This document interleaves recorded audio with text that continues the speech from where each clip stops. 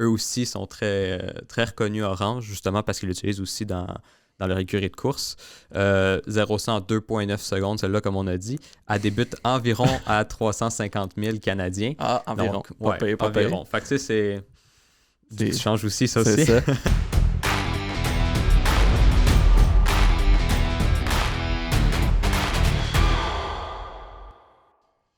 Bonjour, ça va bien Alexis? Oui, toi, Félix? Yes.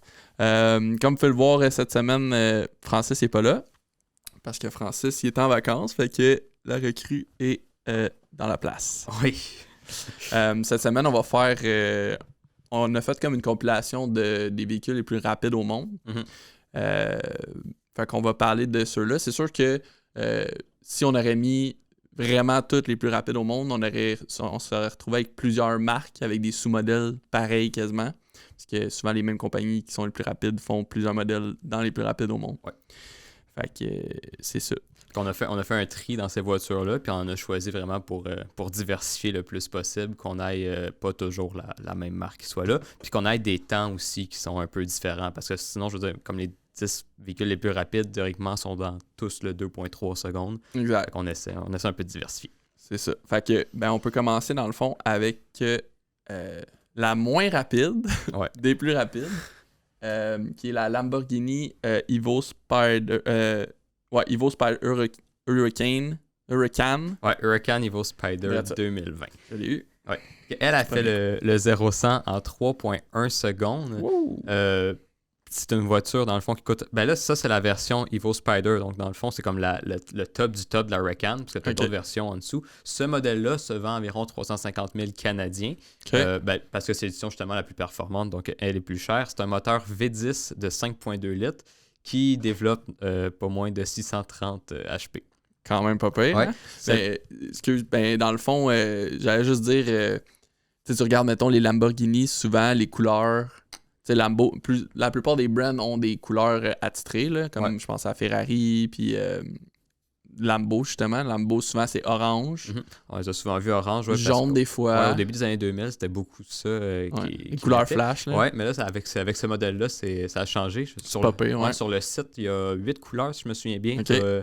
T'as comme 3 variantes de bleu, dont une qui est comme un hyper blue, là, très flash. Okay. Fait qu'on la voit pas souvent, mais c'est franchement très beau. Je pense qu'on a rouge, noir, blanc.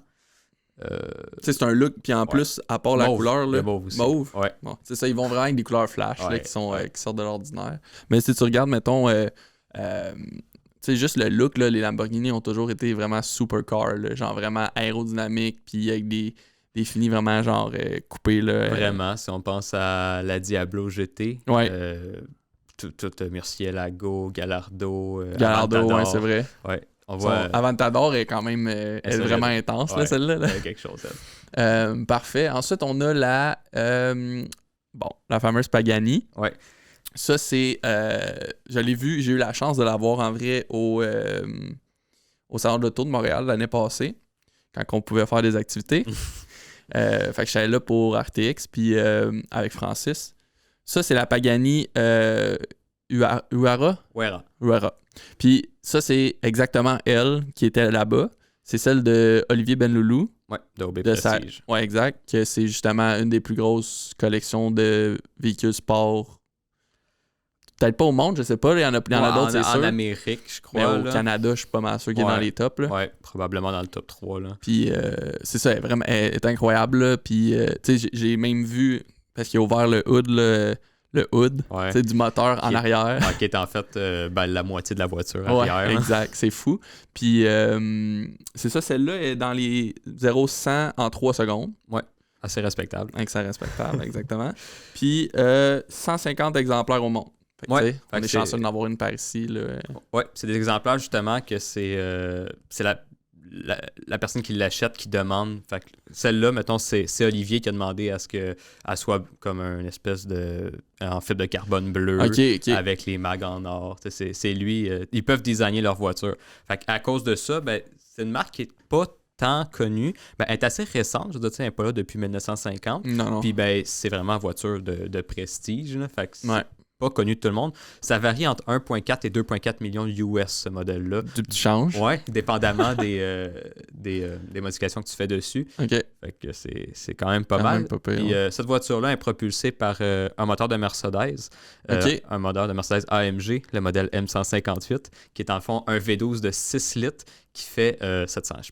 Puis Pagani, ça doit être italien. Là. Peut-être que je me trompe, là, mais faudrait qu'on check. Avec un nom comme ça, je Ça ressemble dirais italien, oui, hein? Faudrait mais- que je check. Mais, tu sais, comme tu dis, c'est pas une voiture, mettons, de sport c'est pas la première qui te vient en tête, là, comme, Non, mettons, vraiment Lamborghini ou Ferrari. Ouais. Mais vraiment incroyable. Ouais. Après ça, on a la Corvette 2020 C8. Mhm. Tu sais, c'est un style, moi, je trouve qu'il ressemble beaucoup à Ferrari, là. Ouais, ça l'a beaucoup fait parler justement quand elle est sortie. Les gens trouvaient qu'elle ressemblait un peu trop à une Ferrari. Mhm. Mais je veux dire, elle est quand même très très belle. Là. Pour déjà l'avoir vue en vrai, elle est vraiment très belle. Un autre 0-100 en 3 secondes. Ouais, dans le fond, elle, on l'a choisie. Elle a le même temps que la Wayra, sauf que cependant, celle-là, elle coûte entre 70 000 environ et 92 000. Quand Fait que même. Pour la même vitesse, t'as peut-être pas le même prestige. C'est pas la même. C'est pas autant luxueux. Ouais, c'est pas tout autant ça. luxueux, mais je veux dire, tu sais, niveau vitesse, prix, tu peux quand même égaler une Pagani. Quand Fait que même, c'est intéressant. Ouais, assez intéressant. Puis Chevrolet qui font, tu sais, une Corvette. Les Corvettes sont vraiment redessinées là, dans les dernières années, les derniers modèles qui ont sorti, mais une Vraiment. comme ça, qui est vraiment genre supercar, là, c'est quand même intéressant. Puis au prix, là, tu sais, je savais pas le prix, là, mais c'est quand même, c'est fou pareil de voir la vitesse puis le prix, c'est pour compétitionner là, avec les autres. Là, Ouais, sûrement. c'est ça. Ben, tu sais, il y a beaucoup d'améliorations. C8, en fond, c'est parce que c'est la 8e génération. Mhm. Si tu compares au début, la C1 était pas très... Genre, quand ils l'ont lancée, elle n'était pas assez performante comme pour égaliser les autres voitures de la concurrence. Ok. Fait elle a eu un début un peu bizarre, mais là, maintenant, je veux dire, on les voit, puis C'est vrai qu'il y a un petit look Ferrari. Hein? Ouais, on le sait. Ensuite, on a la McLaren 720S. Mhm. Un autre, tu sais, sont tous. Ils se ressemblent beaucoup, là. Évidemment, Ouais. c'est des supercars, là, comme je dis. Mais McLaren, encore là, je pense que quand on parlait des couleurs, j'ai vu beaucoup des McLaren orange, là. Ouais, même en F1, ils utilisent l'orange pour Exact. représenter leur Exact. voiture. Fait que eux aussi sont très, très reconnus orange, justement parce qu'ils l'utilisent aussi dans leur écurie de course. 0-100 en 2,9 secondes, celle-là, comme on a dit. Elle débute environ à 350 000 Canadiens. Ah, environ. Donc, Pas pire, pas pire. environ. Fait que tu sais, c'est... Des- Tu changes aussi, ça C'est aussi. ça. Mais pour vrai, elle est vraiment belle, là. Puis l'orange, moi, je trouve que ça donne... Moi, je les aime, les McLaren, parce que j'aime comment que les courbes sont faites, surtout en arrière, là, si tu regardes. Là. Tu sais, c'est comme si ça fait aérodynamique, mais comme ça vers Ouais. le derrière. Puis leurs je trouve ça lumières pas pire. aussi, ça, les lumières, Ouais. c'est comme des espèces de lumières rondes. Ouais. La Senna change un peu le tout, là, la McLaren Senna. Ouais. Celle avec l'espèce de gros aileron. Ouais. Elle J'ai vu suit celle-là. pas les mêmes formes, mais je veux dire, ça reste une belle voiture. Ouais. Celle-là, par exemple, c'est une propulsion arrière. OK. Donc, c'est même pas une 4 roues motrices. Ah ouais. Si ça serait 4 roues motrices, ça serait peut-être encore mieux. Ouais. Probablement qu'ils vont en faire d'autres. Ils en ont sûrement à 4 roues motrices aussi. Là. Sûrement. 710 HP pour celle-là. Bon. Ensuite, on a notre premier véhicule électrique, Mhm. la Taycan, la Porsche Taycan Turbo S. Turbo S. Là, tu vois que c'est le fun de voir qu'on sait que les véhicules électriques, c'est rapide. La plupart du monde le savent que ça décolle surtout rapidement et tout ça. Mais de l'avoir dans un top comme ça de véhicules plus rapides au monde, Ouais. c'est quand même intéressant. Là. Surtout que Porsche, c'est luxueux, on le sait. Mais que ce soit dans les plus rapides, c'est le fun aussi, là, je trouve. Là. Ouais. Cette voiture-là fait 0-100 en 2,8 secondes selon Porsche, parce que dans le fond, on sait que les constructeurs automobiles, ils disent toujours d'avance combien ça va faire, mais des fois, ça varie un peu quand Ouais, la voiture c'est est ça. sortie. Les gens qui l'ont essayé puis testé disent que c'est peut-être même encore plus rapide que Mm. 2,8 secondes. Donc, 4 portes, si Quatre on regarde comme faux, là, ouais, 4 portes. une bonne puis voiture familiale. C'est ça, ouais. Tu peux te promener à l'épicerie, tout ça avec ça. Elle est complètement électrique, celle-là. Ouais. Donc, c'est la première dans notre top, qui est la seule d'ailleurs, qui est complètement électrique dans Ouais. notre top. Elle a l'équivalent de 750 HP, puis une vitesse de pointe de 260 km/h. Ça n'a pas de sens. Elle a 2 moteurs. Puis elle coûte environ là, un peu plus que 200 000. Par exemple, Quand même. elle a vraiment pas comme... On voit le devant d'une Porsche, mais on voit qu'il est modifié. Ouais, C'est il pas... y a une différence. Là. Ouais, il y a une différence. Puis moi, j'aime beaucoup le blanc dans les roues. qui Les donne- lumières, là, ici, là, surtout, là, je trouve qu'il y a une petite différence, peut-être. Là. Peut-être Ouais. ça, l'aspect visuel qui fait un petit Ouais, changement. qui change vraiment. On sait que c'est une Porsche en regardant les lumières, Ouais. mais il y a des petits détails design qui font que tu le vois que c'est plus... que c'est pas une 911. C'est ça, exactement. Ensuite, on a la Nissan GT-R. Je sais que tu l'aimes, là, probablement. Oui, c'est les voitures japonaises. C'est une Nismo, c'est ça? Oui, c'est une Nismo. C'est l'édition Nismo qui est dans le fond comme la branche vraiment performance de Nissan. Elle fait 0-100 en 2,8 secondes, 600 HP. Elle, par exemple, si on la regarde, elle fait beaucoup plus massive, beaucoup plus lourde que... Ouais, c'est vrai, hein, elle a l'air les plus autres. Compacte, mais plus pesante. C'est ça qu'elle a de l'air, là. C'est ce qu'elle dégage, mais elle est vraiment nice, là. Ouais. Dans le fond, ça, c'est une GT-R Nismo qui s'appelle... En fait, c'est une R35. Ici, en Amérique, ça s'appelle une GT-R parce qu'on n'a pas eu les autres modèles de R, comme R31, 32, 33, 34. On n'a pas eu ça ici, c'était seulement au Japon. Fait que, rendu ici, ils l'ont appelé la GT-R, mais en fait, GT-R, c'est au Japon, c'est la version 4 roues motrices des R. Fait que, mettons, la R34, GT-R, c'est qu'il y a 4 roues motrices. La R34 GTST, c'est qu'il y a seulement propulsion. OK. Fait que ici, c'est une GT-R, mais ailleurs, c'est une R35. C'est intéressant, par exemple, le prix aussi, je pense, à comparer, mettons, des autres à 2-3 millions. Là. Ouais. Ben, dans le fond, une GT-R normale ici coûte environ 130 000. Une Nismo, j'ai pas le prix exact, mais je serais prêt à parier que c'est au moins 100 000 de plus. Fait que peut-être un 250 000. La version Nismo se fait seulement depuis 2013, mais la GT-R, elle, est en vente depuis comme 2009. Ça se vend depuis longtemps quand même. Ouais. Puis elle a pas beaucoup changé. Ça reste quasiment la même voiture depuis... Parce que le monde l'aime, là, probablement, le design. Ouais, puis mais elle est un peu critiquée pour ça aussi, par exemple. Ça manque de changement. Mais ça fait quand même comme 12 ans qu'ils font la même voiture. Ça manque un peu. En 2013, quand la Nismo est sortie, c'était la voiture de production la plus rapide sur le Nürburgring, qui est dans le fond un circuit assez... En Allemagne, là. Très iconique dans le domaine automobile. Ouais. Qui est un circuit de référence, en fait. Pour tester les véhicules, tout ça, souvent, là. Puis, justement, la F1 est retournée cette année au Nürburgring. Ouais. Mais, tu sais, souvent, là, quand il y a des nouveaux véhicules, justement, rapides, là, ils vont les tester là. Je sais qu'ils avaient testé je pense, une Tesla S Plaid, là, récemment. Là, ça fait pas longtemps qu'elle est sortie. Qui a testé ça, là. Fait que c'est vraiment une référence, là, ce parcours-là. Fait que la Nissan... classique, là, la GT-R quand même. Là. Qui est souvent oubliée parce que c'est une Nissan. Nissan n'a pas fait cette voiture très sportive. Parce que c'est une marque, c'est ça. C'est une marque qui est comme plus ce véhicule tous les jours. Là. Ouais, qu'on voit souvent sur les routes. C'est ça, exact. On y pense moins. Ensuite, on a la NSX. Ouais. Évidemment, là, ça aussi, c'est un véhicule qui a été très connu là, pas dans les dernières années, mais il y a longtemps, qui fait un peu son retour. Là. Ouais. Que les fans de véhicules ont trippé. Je l'ai vue, elle aussi, je pense, au salon d'auto, je me trompe pas. Ouais, elle était jaune aussi, je me souviens. Ouais, je pense qu'elle était très jaune comme ça. Puis, elle est incroyable. Je sais pas, c'est quoi la vitesse? Il me semble que c'était...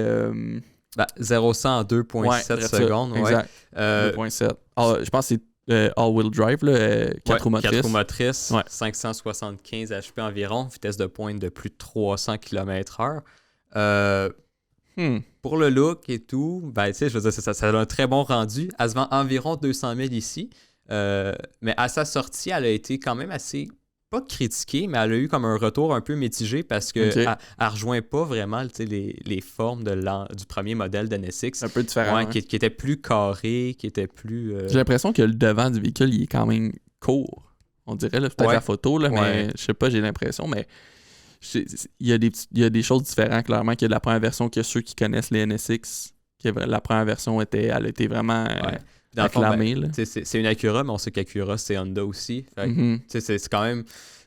C'est une Honda, en fait. Là. C'est quand même... Mais tu vois, il y a des petits détails que tu remarques qui est un peu Honda. Là. Mais clairement, visuellement, ma préférée de notre top, celle-là. Ouais? Parfait. Ensuite, on a la Ferrari SF90 Stradale LASE. Ouais. LASF. SF. Faut que je prenne mon ça. Puis je l'ai manqué.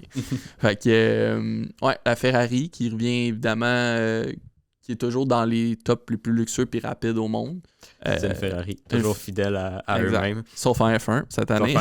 Pas très fidèle en F1 cette année. Exactement. On leur souhaite un bon retour, par exemple, avec Sainz. Ouais. Vettel qui va pouvoir peut-être avoir une autre chance ailleurs. Là. Ouais, exact. Donc, la SF90 qui fait 0-100 en 2,5 secondes. Faut par exemple, ça prend quand même un gros trou dans le budget, 625 000 US. Fait que plus que 700, ça doit être environ 750 000 peut-être canadiens. À peu près. Ouais, Pas mal plus cher que ma petite cruise. Vraiment, ça fait quoi 700 quelquefois ta cruise? Ouais, quelque chose comme ça. Non. Un V8 central, donc le moteur est au milieu de 780 HP. Mais c'est pas tout. 3 moteurs électriques supplémentaires qui donnent au total 220 HP pour un gros total sur la voiture de 1000 HP. Fait que c'est un véhicule hybride? Oui. OK. Ouais, un véhicule hybride. OK. Puis, cette voiture-là, dans le fond, la SF90, c'était pour souligner les 90 ans de la Scuderia Ferrari, qui est dans le fond comme la section course de Ferrari. En la regardant, on voit quand même, c'est sûr que ça n'a pas les formes d'une F1, mais le devant, fait beaucoup penser à le devant, une F1. Ouais, l'aileron, là, le devant d'un F1 vraiment abaissé, puis comme plat, vraiment aérodynamique. Là, on le voit, là, les... Ouais, on peut pas le manquer. Non, vraiment. Ensuite, on a la Bugatti. La Bugatti Chiron. Les Bugatti, là, je me rappelle, ça a souvent été la première voiture la plus rapide au monde. Ouais, depuis les années 2000, là, on avait l'Aveyron qui est resté plusieurs années la plus rapide, qui était très emblématique aussi à cause de ses couleurs. L'Aveyron, on l'a souvent vu en orange et noir, l'espèce de bas de caisse orange puis le haut noir. C'est vrai. On la reconnaît dans cette voiture-là, qui est dans le fond la Chiron, c'est la grande sœur de l'Aveyron. Dans ce top-là, c'est la version Super Sport de laquelle on parle, qui fait 0-100 en 2,4 secondes. Un moteur de 8 litres de 16 cylindres. Ça doit boire, ça, quand même. Oui, on dit. Une consommation de 26,5 litres au 100 km. Fait que... C'est immense. Mettons, tu fais pas des grands trajets en ville avec ça. Ben non. Tu te promènes pas en ville avec ça, tu cours, là. Non, en fait, tu te promènes pas avec. Non, exactement. Tu l'as, puis c'est tout. Ouais, exact. 1577 HP, entre 2,6 et 3,6 millions pour l'obtenir. Puis la Chiron, pas la Super Sport, mais la Chiron comme au total, 500 exemplaires. OK. J'aime les courbes quand même. Là. C'est vraiment en fait rond. Là. Ouais. C'est vraiment en fait défini très, très aérodynamique rond. Puis surtout sur le bord de... On le voit pas, là. Peut-être qu'on le voit, là. Mais si vous regardez là, la porte, tu sais, autour de la porte, là, c'est comme un... Ouais, ben, les portes sont comme un peu rentrées à l'intérieur. Ouais, exactement. Les ailes arrière sortent. Ouais, c'est vraiment un style... Ben, tu sais, quand tu la regardes comme ça, tu te demandes si c'est aérodynamique ou pas. Je suis pas ingénieur, mais selon moi, c'est pour refroidir le moteur qui se trouve en arrière. Ça doit être des ventes pour refroidir le moteur. Là, dans tous les cas, ça roule pas mal vite. Oui, ça roule pas mal. Ça a été la première voiture de production qui a dépassé le 300 000 km/h. OK. Fait que environ 489 km. C'est fou. Puis juste pour petit fun fact, là, moi je pensais... Je sais pas s'il y en a qui pensaient que c'était italien. Là. Peut-être que c'est juste moi, là, mais tu sais, avec un nom de même, tu peux penser italien, mais c'est français. Un nom qui finit en I, ça fait beaucoup penser à l'Italie. Je pensais que c'était italien au début, mais non, c'est français. C'est le fun. Tu sais, je pense que c'est, à part Renault, là, ils font d'autres véhicules français, mais tu sais, c'est le fun d'avoir un supercar de la France. Ouais, c'est des voitures aussi qui sont faites sur mesure. Fait que dans le fond, c'est tout comme... C'est le client qui choisit. Mettons, le client pourrait choisir que la carrosserie soit verte avec le bas de caisse rouge. Ouais. Les goûts et les couleurs ne se discutent pas, là, mais vert rouge, ça serait peut-être pas... Peut-être pas les meilleurs choix, mais je comprends ce que tu dis. Puis pour le véhicule, selon pas mal tout le monde, tous les sites, là, qui est le véhicule le plus rapide au monde. Ouais. On est rendu là, le plus rapide au monde. Sachant que dans ce top-là, on a exclu certaines voitures, puis qu'on n'a pas choisi les voitures, les concept cars ou les voitures comme à très très petits exemplaires. Mettons la SSC Toyota, qui il n'y a pas longtemps a battu ou est vraiment égal à la record de vitesse. OK. Fait que ça, c'est des voitures qui sont pas nécessairement destinées à la vente, ces voitures-là, fait qu'on les a pas choisies. Ou des voitures, mettons, comme les NSI, qui sont en fait... ils prennent des voitures qui existent déjà, puis ils les modifient, un peu comme Shelby faisait. Ça, on les a pas choisis dans notre top. Parfait. Ça, c'est la Koenigsegg Gemera, qui n'est pas encore sortie. OK. Mais tu sais, ils ont tous des looks futuristes, là. C'est fou, là, comment ils travaillent beaucoup sur ça, tu sais, l'aérodynamique, l'aérodynamie, puis pour battre des records. Là. C'est tout le temps pour battre des records de vitesse, là, quasiment. Ouais. Puis celle-là, elle a été révélée le 3 mars 2020, fait que justement, elle n'est pas encore sortie. Okay. Elle est prévue pour 2021, mais c'est à cause du COVID. On ne sait pas si ça va être retardé ou pas. Pour le moment, elle est encore prévue. C'est théoriquement la voiture la plus rapide. Elle ferait le 0-100 en 1,9 secondes. C'est une voiture familiale, d'ailleurs. Parce qu'elle a 4 bancs. Ouais, elle a 2 4 portes, bancs. 4 bancs. Ouais, fait que pour aller porter, mettons, tes enfants à l'école, c'est pas mal. Tu peux partir un peu en retard. Ouais, c'est ça. Tu peux partir en retard, puis c'est le fun d'arriver à aller porter les enfants avec ça à la garderie. Ouais. Tu regardes, je viens de revoir, là, j'avais pas remarqué au début, mais les miroirs. Ouais. C'est comme des... C'est les miroirs caméra. C'est ça. C'est quand même fou, pareil. Puis c'est juste il y a beaucoup de vitres, là. Quand tu regardes, c'est vraiment vitré autour, puis la vision est incroyable. J'avoue que si tu roules aussi vite, tu veux voir tout au complet. Ouais, mais ça doit donner aussi un style un peu d'avion. Ouais, ça exact. C'est vrai.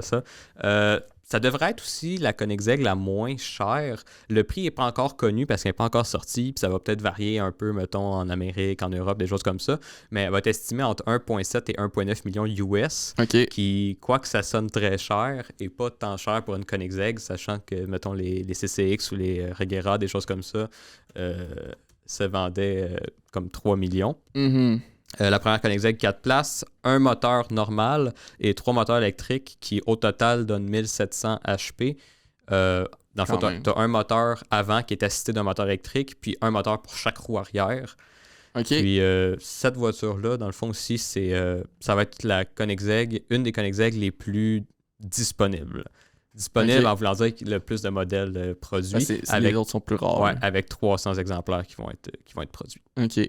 Ben, je checkais juste en même temps parce que j'ai eu un flash parce qu'il n'y a pas longtemps, ça fait quelques jours peut-être, la Tesla que je parlais, Tesla S Plaid, si je me trompe pas, ça a été justement sur le circuit de Nürburgring. Nürburgring. Nordschleife. Ouais, mais que ça a été, elle a battu aussi des records, je pense que c'est en bas de 2 secondes, là, quasiment, elle.